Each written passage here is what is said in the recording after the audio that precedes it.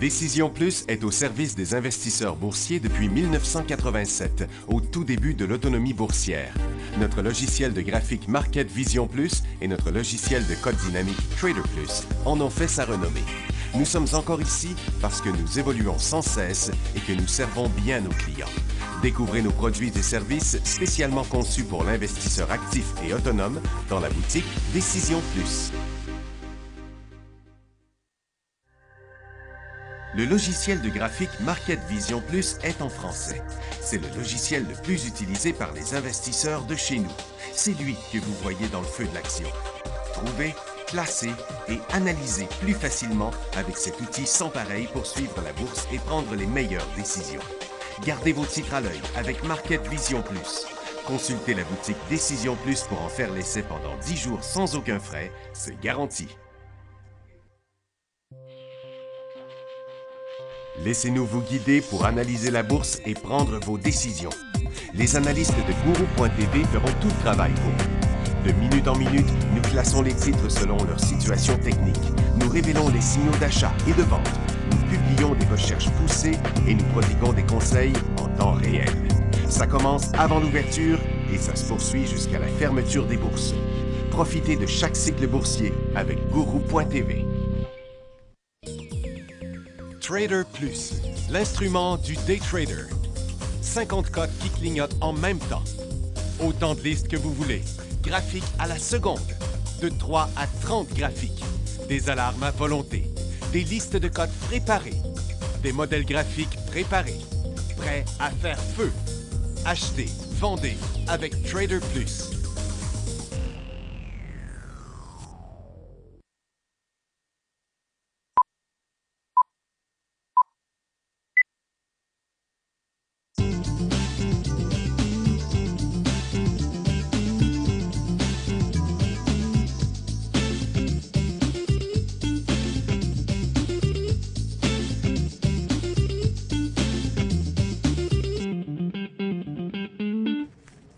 Bonjour tout le monde, bienvenue dans le feu de l'action jeudi le 5 mai 2016. Les marchés sont encore en hausse. C'était plus fort que ça ce matin, mais ça s'est tout dégonflé, comme hier dans le fond, où à chaque fois que le pétrole monte à cause du feu en Alberta, et puis finalement, ça n'a pas l'effet que l'effet ne dure pas.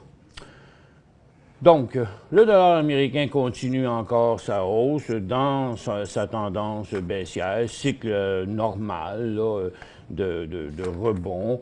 Le dollar américain qui suit très bien son stochastique là, depuis quand même un bon bout de temps. Donc, les autres s'en vont à l'inverse. Et maintenant, le Nikkei est toujours fermé. La Chine continue de descendre. Londres, qui a rejoint son support maintenant, fait du surplace. Bon, à partir d'en dessous ici, là, on revient en marché baissier. Le SPY à côté sur son support, le Dow Jones, le marché de Nasdaq aussi à côté sur ce support-là. Là. Donc, ça ne bouge pas vraiment. On voit, vous pouvez voir quand même la différence de volatilité présentement. Là. Regardez la grosseur des cotes qu'il y avait en janvier, février, même ici, mars. Mais comme vous voyez, en dehors de celle-ci, la grosse majorité des cotes sont des beaucoup plus petites cotes. La volatilité a beaucoup baissé. Là, on est en situation survendue totale, donc autrement dit, il y a comme épuisement des vendeurs. En principe, à partir d'ici, on devrait faire du surplace ou rebondir si on en juge par l'oscillateur. Mais il arrive toujours une fois où ça ne revient pas, un peu comme ici, quand il a monté là, mais là, le marché étant resté fort, le stochastique il reste en haut. Tout comme là, il pourrait rester en bas si ça descendait. C'est la place pour, mais c'est pas encore, il y a zéro effervescence là-dedans. Là. Le Dow Jones, il a beau avoir monté une petite affaire aujourd'hui, là, regardez, c'est pas grand-chose. Ça reste encore en ligne avec la tendance baissière. On est pas mal proche du support ici, mais il reste quand même 17,678, il reste quand même 200 points de là à là, OK? Donc, est-ce que c'est fini? Pas sûr, pas sûr. Et le SPY, c'est pareil, il est rendu à 0. Et le TSX qui avait rebondi, maintenant, ça en revient beaucoup plus proche d'une autre pression à la baisse. Donc, il n'y a pas vraiment beaucoup de nouvelles sur les marchés, mais il n'y a pas d'acheteurs non plus dans le marché. Ils disent que l'activité des services a continué de ralentir en avril à 51. Ouais, il reste au-dessus de 50, ça c'est la Chine. Puis l'industrie des services ralentit aussi en Angleterre, passant de 53,7 à 52,3. Beaucoup de résultats financiers. Transocean, qui rebondit sur son support 28 à 69, montre un très gros profit, mais 34 de baisse des ventes. C'est bizarre quand même. Tesla Motor, moins 67 à moins 57. Donc, ça continue toujours à faire des pertes. Et Tesla, qui a passé son support, ce cycle-là devrait s'arrêter bientôt, mais c'est pas encourageant de voir que le volume est en train d'augmenter pendant la baisse. Donc, jusqu'où ça veut aller, ça peut descendre encore un peu. De toute évidence, il n'y a plus de mouvement là-dedans, pas de points intéressants pour entrer là-dedans. Whole Foods, gros rebond sur un support très important. Il y a 41 à 44 cents, donc ça s'est amélioré de leur côté. Kellogg, 94 à 97, mais ça doit décevoir les investisseurs puisque le titre vient tester son support. Marathon Oil, ça bouge pas. Zynga est en décollage de moins 1 cent à 0. Je vois pas de nouvelles dessus, mais c'est quand même bizarre le mouvement. Ça doit être probablement les prochaines. Chesapeake, 11 cents à 10 cents. Il fait ce que le marché fait. Et Alibaba est pas en décollage parce qu'il revient dans sa zone neutre, 55 à 47, TripAdvisor 46 à 32. Et il y en a des supports, 1, 2, 3, 4, 5. Cinquième fois que TripAdvisor va tester son support. Kraft, 61 à 73. Donc, c'est toute une résistance de traversée, ça, pour Kraft. Multiples résistances d'1 an. Ça, c'est la nouvelle compagnie Kraft Heinz. Fitbit, en décrochage. Fitbit, 3 cents à 10 cents pourtant. C'est quand même 50 d'augmentation des revenus. Weight Watcher, moins 18 à moins 17. Le titre a rebondi un peu, mais ne fait plus rien. Il y aura un gros signal de vente en dessous de ce support-là là, à 10 et 73. Canadian Natural Resources, 55 à 50, il ne bouge pas. SNC-Lavalin non plus, il était en chute, il a rebondi, mais il revient sur sa base. 39 cents à 38 cents. Yamana Gold, 0 à 3 cents. Mais tous les titres aurifères font la même chose. Franco. Cote est en nouveau cycle haussier, il va sûrement se rendre à sa résistance de 18,90. Et Gildan a fait un faux décollage. Il y en a beaucoup qui ont fait ça aujourd'hui. TELUS ne bouge pas, mais toujours de la pression sur son support. Il y a eu des résultats tels qu'attendus. Manulife, 43,44. Il n'y a pas grand-chose, hein? Beaucoup de résultats, mais... Le pétrole poursuit sa hausse sur les feux de forêt en Alberta. En plus des combats en Libye entre deux factions rivales à l'intérieur du pays. Limited Brand rapporte des ventes de magasins comparables de 1 en avril, fortement sous les estimations. Et le titre est en chute fortement.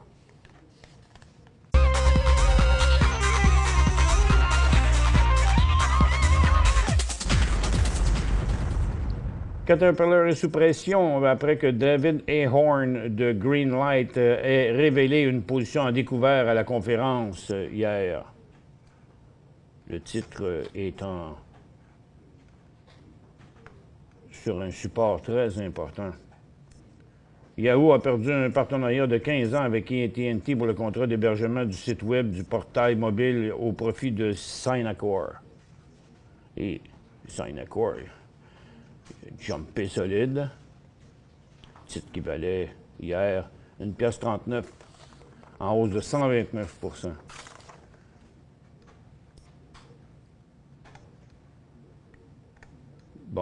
Ennis, ici, Gildan, je l'avais déjà avant, je suppose, annonce l'acquisition de Astyle Apparel, la division d'appareils Ennis, pour 110 millions. C'est Gildan Activewear qui achète ça. L'acquisition est soumise aux conditions de clôture réglementaires habituelles qui disent, bon, Ennis ne bouge pas vraiment. Prométhique est en chute. J'ai reçu plusieurs courriels là-dessus. On demandait c'est quoi la nouvelle. C'est qu'il annonce un placement par voie de prise ferme de 19 millions d'actions ordinaires à un prix de 3,10 piastres par action. C'est 60 millions de dollars, ça.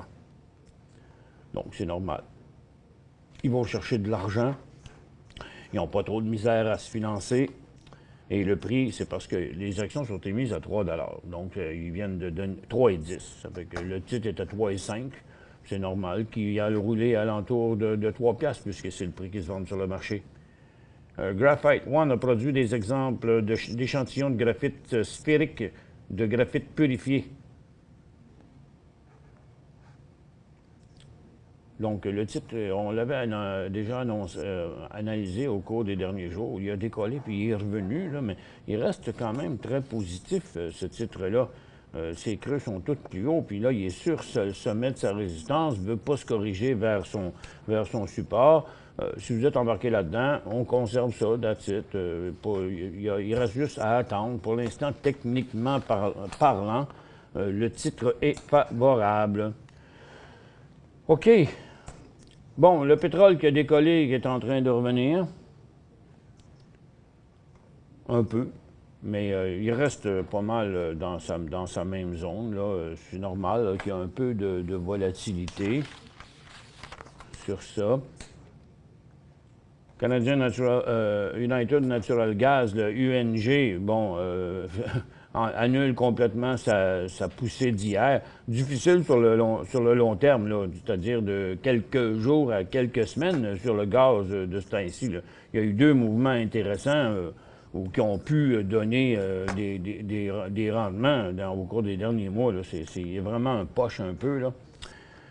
Et puis TTEN a rebondi comme le pétrole, mais les titres continuent d'être moins forts que les pétrolières, que le pétrole lui-même. Il y a Whitecap quand même qui pousse solide, mais la grande majorité des titres, même ceux qui montent, reviennent à des résistances, là. Pour le moment, pendant un bon bout de temps, on testait les supports. Maintenant, il semble qu'on remonte tranquillement les tester, les résultats, mais ça demeure de grandes formations neutres partout là, sur les pétroles. Il n'y a pas grand-chose qu'on peut faire en attendant, tant qu'on ne verra pas où ça s'en va. Canadian Energy Service, lui, il a de la misère de continuer à descendre. Mais en général, on le voit, là, ça se ressemble pas mal tous. Les titres pétroliers sont tous plus ou moins dans une formation neutre. Donc, on n'a pas grand-chose d'autre à faire que d'attendre, de voir arriver un nouveau cycle quelque part et un bon paquet de titres, au moins prendre une direction pour voir ce que les institutions ont l'intention de faire. L'or est encore un petit peu sous pression aujourd'hui, mais ça se corrige toujours seulement lentement. Il n'y a pas de grosses vagues de vendeurs. Et les titres qui avaient chuté plus que l'or hier ont rebondi encore un petit peu, mais on ne peut même pas qualifier ça d'un support encore, puisque ça inverse pas. On va le regarder en intra-séance. Ici, ce matin, à l'ouverture, ça avait bien l'air d'être parti, mais regarde, maintenant, là, c'est plus comme ça qu'il faut le voir. Il est revenu. Là, ça, c'était un faux décollage. Donc, la prochaine direction n'est pas là encore.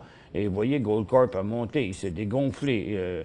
Détour reste solide, mais pas vraiment en signal d'achat encore. Mais la majorité des titres ont monté, sont descendus. C'est un peu ambigu, on ne sait pas trop. Je pense qu'il faut laisser le mouvement des orifères se confirmer encore un peu plus, ce support-là ici se solidifier encore un peu plus, parce que c'est pas encore exclu que les orifères pourraient annuler leur dernier cycle. Tant qu'ils restent au milieu comme ça de son dernier cycle haussier, bon, on a encore des chances de voir un nouveau cycle décoller là-dessus. Puis c'est ça le signal qu'on attend, le décollage d'un nouveau cycle haussier. Certains ont complètement annulé leur dernier cycle, comme Yamana. Donc là aussi, il faut être encore un peu patient. On n'a pas de coup d'envoi dans l'or.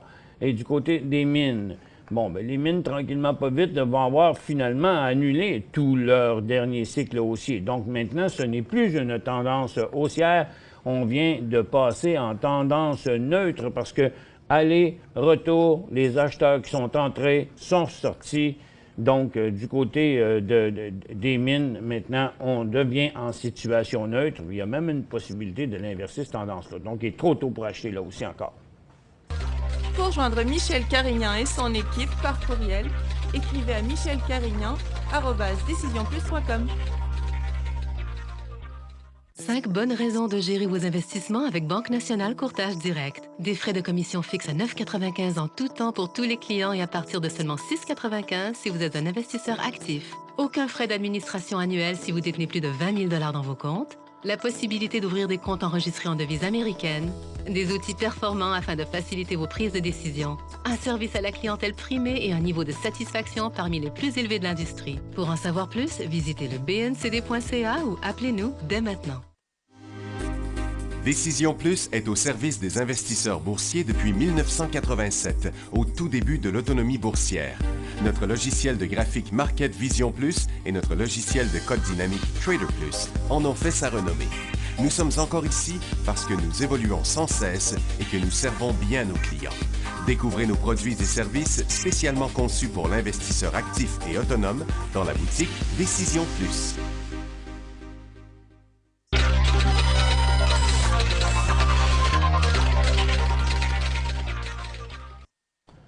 Bon retour, mesdames et messieurs. Je suis en train de faire un petit survol ici des secteurs en général, mais c'est le cas partout sur Toronto.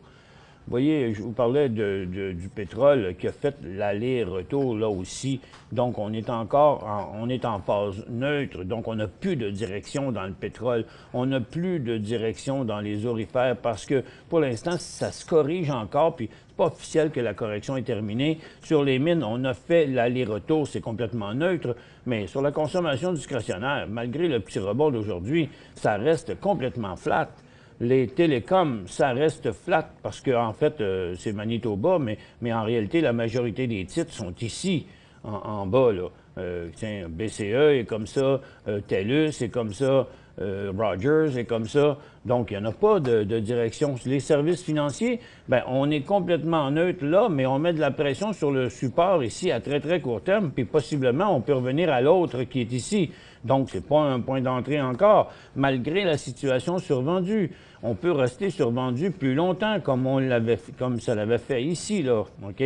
Donc, on n'est pas encore mûr. Il n'y a pas on va bien le voir dans un graphique intra-séance ici, que la tendance, le cycle baissier, il a descendu. Il reste encore, toutes les tendances qu'on est capable de tracer sont négatives. Donc, on s'en vient tester encore le bas ici. Donc, ça peut descendre encore plus bas. Le secteur industriel s'est corrigé de la moitié de son cycle. Il est comme en pause là, mais tant qu'on n'aura pas un nouveau cycle haussier ici, là aussi, c'est possible que le secteur revienne là. Donc, il est encore un peu prématuré pour aller acheter, peu importe le secteur. Regardez, le real estate est flat, la santé est flat en bas, teste encore son support ici.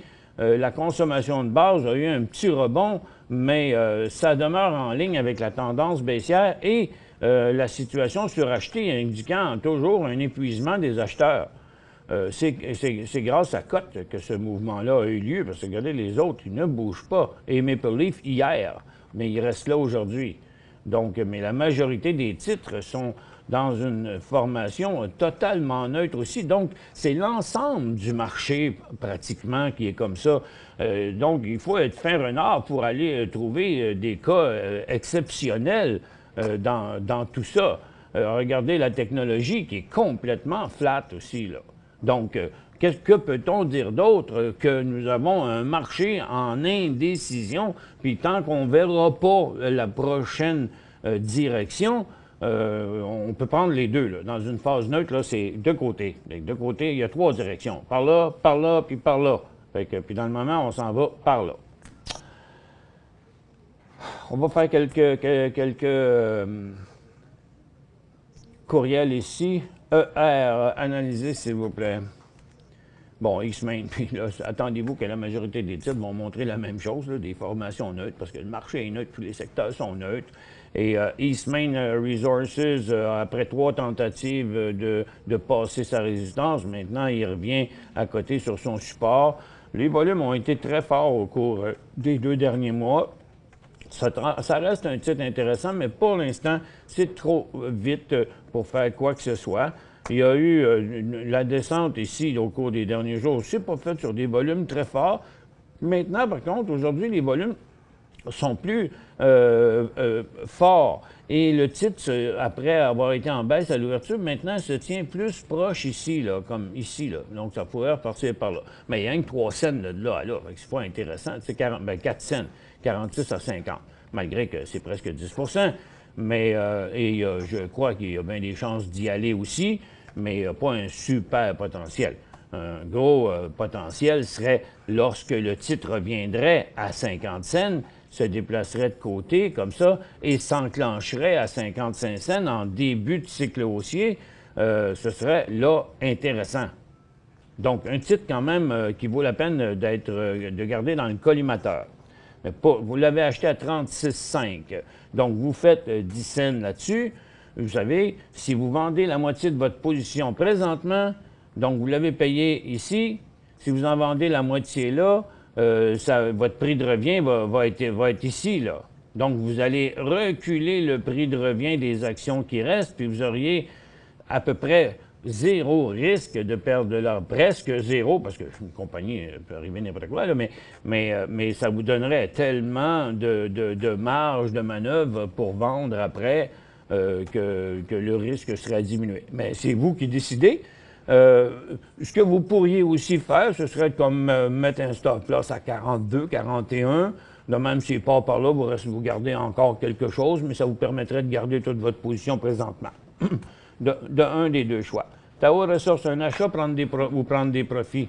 C'est-à-dire en racheter ou vendre ou diminuer votre position, que vous voulez savoir, je suppose. Tao. Pardon? THO, OK. THO.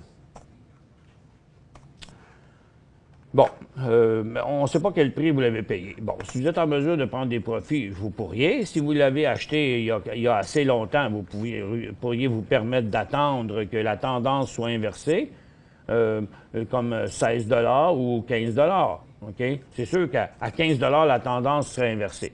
Pour l'instant, l'oscillateur arrive en situation survendue. Le titre n'a pas trop fléchi. Il a été parmi un des plus forts de son secteur. Donc, je dirais que vous pouvez soit la réduire pour la sécuriser, soit vous mettre des points de vente en descendant ici. De là, en racheter, bien, vous savez, c'est trop de questions dans une même question, surtout qu'on ne sait pas quel prix vous l'avez payé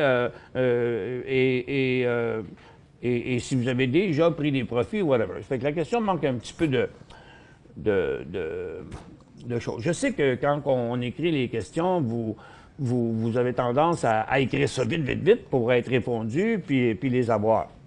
Moi, ce que je dis, c'est que vous devriez toujours prendre le temps d'écrire votre question quelque part, que ce soit dans... Tu dis, OK, moi, là, si demain il ouvre la barre, là, je pose cette question-là que je vais poser. Vous prenez un petit traitement de texte, un bloc-notes ou n'importe quoi que vous pouvez écrire dedans, et puis vous écrivez votre question avec, pas des grands textes, mais si vous l'avez, combien vous l'avez payé, vous l'avez acheté quand, et puis, là, quand on ouvre la barre de questions, vous faites copier-coller dedans. Fait que c'est pas plus long, c'est moins long même que de l'écrire, mais ça nous permettrait de mieux répondre à vos questions.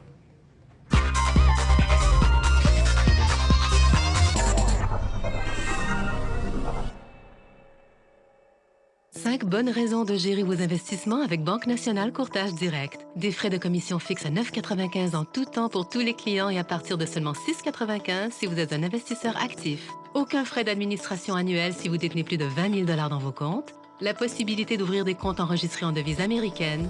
Des outils performants afin de faciliter vos prises de décision. Un service à la clientèle primé et un niveau de satisfaction parmi les plus élevés de l'industrie. Pour en savoir plus, visitez le bncd.ca ou appelez-nous dès maintenant. Laissez-nous vous guider pour analyser la bourse et prendre vos décisions. Les analystes de Guru.tv feront tout le travail pour vous. De minute en minute, nous classons les titres selon leur situation technique. Nous révélons les signaux d'achat et de vente. Nous publions des recherches poussées et nous prodiguons des conseils en temps réel. Ça commence avant l'ouverture et ça se poursuit jusqu'à la fermeture des bourses. Profitez de chaque cycle boursier avec Guru.tv.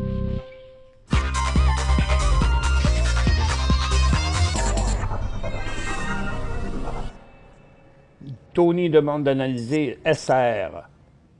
SR, c'est une nouvelle compagnie sur New York. Comme vous voyez dans un graphique quotidien, la compagnie a juste 5 jours d'existence. Donc, c'est difficile de voir ici. À ce moment-là, on prend un graphique intra-séance et on a ces mêmes 5 jours-là ici en 30 minutes, en 15 minutes. Donc, chaque journée a pratiquement terminé plus haut, excepté une journée ici. On voit que le titre fait des petits glitches une fois de temps en temps. Là. Il y a des petites cotes folles, là, comme on pourrait dire, là, une fois de temps en temps. Donc, il faut faire un petit peu attention avec un titre comme ça, pas mettre nos points d'achat et de vente trop sharp, là, dessiner ça avec un crayon trop pointu. Pour l'instant, c'est une belle tendance haussière de quelques jours. Le prochain signal d'achat là-dessus, 66 et 25. Mais je ne connais pas la compagnie, mais dans ces cycles, il fait 64, 65, oui. C'est pas nouveau, là, mais j'essaye de voir. C'est pas nouveau? C'était quoi l'ancien symbole? Mais ça me disait quelque chose aussi, le nom, mais c'est ça. Ça a changé de symbole pour une raison ou pour une autre. Peut-être qu'on va essayer de la matcher avec un autre. OK, on revient un petit peu plus tard là-dessus. On va la prendre en note, puis si elle vient d'une autre compagnie, on va faire le rapprochement des deux, la fusion des deux. Donc ça, c'est SR, New York. Maxime, check ça. On a, il me reste 5 minutes au show, on pourrait peut-être y arriver. Tiens, je vais le mettre ici pour le retrouver plus facilement. Et maintenant, Artis AX.UN, AX.UN, Artis, compagnie qui a eu des difficultés pendant un bout de temps, une grosse résistance importante ici. On voit, elle est là pour l'instant. Acheté à 13,22, vous êtes à 13, c'est complètement survendu. Son oscillateur s'est quand même bien comporté dernièrement. Je pense, le problème avec ce titre-là, là, dans le moment, sa correction est un peu due au fait qu'il y avait quand même une formidable résistance ici à traverser qui n'est pas nécessairement facile. Puis comme le titre s'en est approché avec pas beaucoup de feu en dessous de la navette, bien, ça a manqué de gaz pour passer là. Manquer de gaz veut dire manquer d'acheteurs. Oui. C'est LG sur New York qui est devenu SR. LG sur New York qui est devenu SR. LG, c'est celui-là ici, OK? Donc, LG devenu SR. Outils fusionnés, LG qui est devenu SR. OK. Maintenant, je m'en vais là et je vais regarder SR. Je vais les mettre ensemble. Et voilà, on vient de rattacher ça ensemble. OK, là, ça met plus de sens. Donc, son cycle à la hausse qu'on a vu tantôt les 5 derniers jours, c'est ce mouvement-là ici. Mais là, ça change tout un peu la donne parce que le titre est comme ça. Et comme ça. Donc, la tendance est encore haussière. Il est déjà fait des choses comme ça le long de sa tendance. Ça pourrait être encore là. Par contre, je dirais que de cette situation-là, il y aurait un signal de vente à 65 $. Et puis, moi, je vous dirais, vous avez payé ça, 36 et... Oh, attendez un peu. Bon, on ne sait pas le prix. On ne sait pas si vous l'avez. Bon, anyway. De toute façon, je ne l'achèterai pas parce que même s'il passait ici à 66,25, il y a beaucoup trop de résistance à ce niveau-là. Pour l'instant, il n'est pas très intéressant. Mais comme il est dans une tendance baissière, c'est un peu, à court terme, c'est un peu fatigant. À 62 pièces et demi, il y aurait vraiment un gros signal de... En bas de 62 pièces et demi, il y a vraiment un gros signal de vente là-dessus. Puis comme signal d'achat, je ne le trouverais pas bien cute, même s'il partait par là. LUN et NKO. L'UN London fait la même chose que tout le secteur minier. Donc, il a annulé son dernier cycle haussier. Et dans la situation où il est là, à 4 piastres, il y aura un signal de vente dessus. Et NKO, c'est Nico. NKO a aussi pratiquement annulé son dernier cycle. Pas complètement. Là, son support est ici. Il y aurait comme son signal de vente serait comme 16 cents. Puis dans son signal d'achat, ce ne serait pas évident là, de voir où, quand, comment. Je dirais, il faudrait que ce soit dans le minimum 23, avec du volume qui ressemblerait à ça.